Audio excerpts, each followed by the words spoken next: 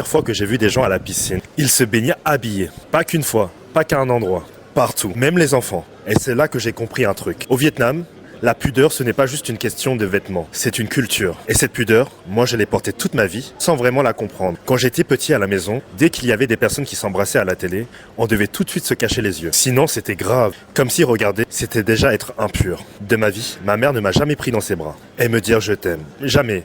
Elle m'a même avoué récemment qu'elle ne me l'a jamais fait. Pas une seule fois. Parce que chez nous, l'amour ne se dit pas, il se cache. Ma grand-mère, par exemple, toute sa vie, paix à son âme, me répétait sans cesse « Tu as mangé, tu as faim ?» Moi, je répondais non, parce que j'étais en train de jouer ou que je venais de manger. Mais elle me remplissait quand même des bols. Encore et encore, jusqu'à ce que je n'en puisse plus. Avec le temps, j'ai compris que « Est-ce que tu as mangé ?» ça voulait dire « Je t'aime », mais avec pudeur.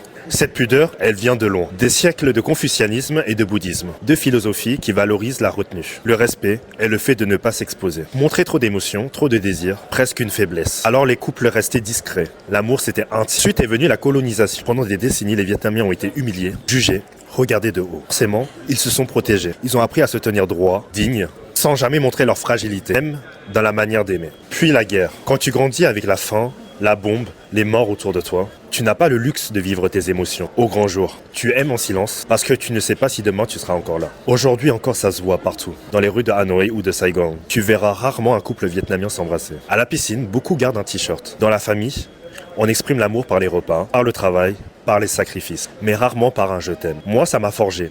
J'ai grandi avec cette distance, ces silences, cette gêne. Et je pense que beaucoup d'enfants d'immigrés connaissent ça. On a grandi entre deux mondes. D'un côté la France, où l'affection se montre, de l'autre, le Vietnam, où l'amour se prouve et ne se montre pas. Mais en réalité, c'est une force. Parce que nous, cette génération, on a les deux clés. On comprend la pudeur de nos parents et on a la liberté d'exprimer nos émotions. On peut relier les deux. Nous, on est cette génération de ponts. On a grandi sans entendre je t'aime, mais des assiettes trop pleines, des sacrifices silencieux et des gestes invisibles. Et moi, je sais qu'un jour, si j'aurai un enfant, je lui dirai je t'aime. Pas une fois, pas deux fois, parce que c'est ça notre héritage. Transformer la pudeur en amour.